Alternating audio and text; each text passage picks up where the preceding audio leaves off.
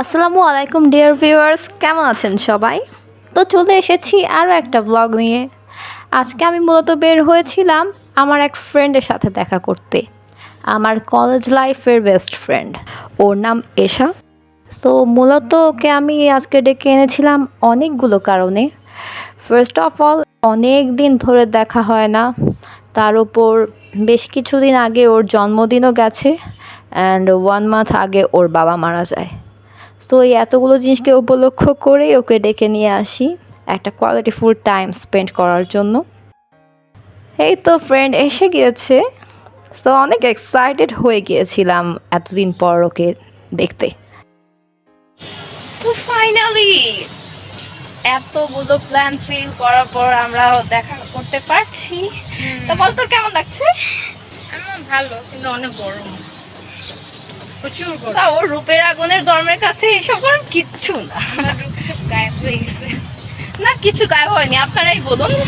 হ্যাঁ, ওই দিন বেশ গরম থাকলেও যেহেতু পুরো কলোনিটা গাছ দিয়েই ভরা, দ্যাটস ওয়াই আমি অতটা গরম টের পাইনি।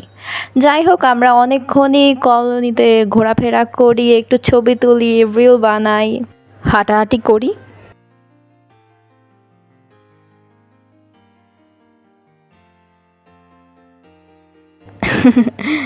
কলোনিতে ঘুরে আমরা প্ল্যান করি একটা রেস্টুরেন্টে বসার জন্য।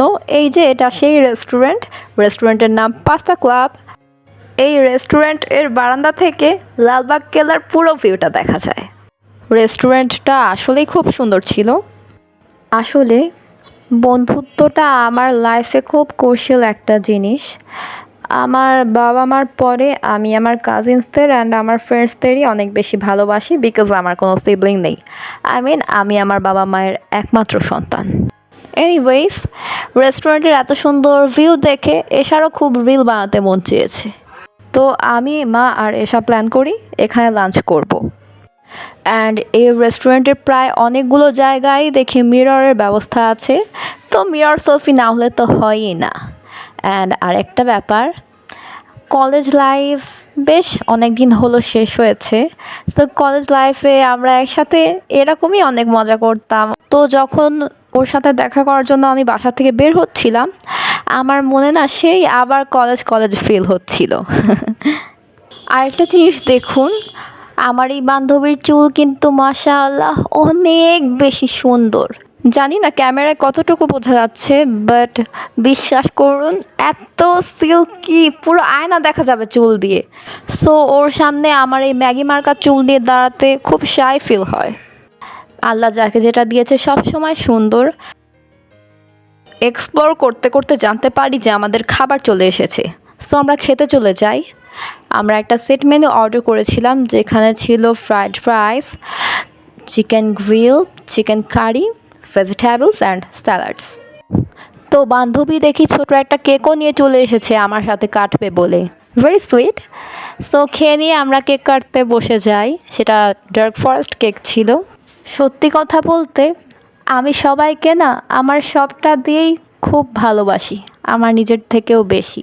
অ্যান্ড সব পরিস্থিতিতে সবসময় সবার পাশে থাকতে চাই।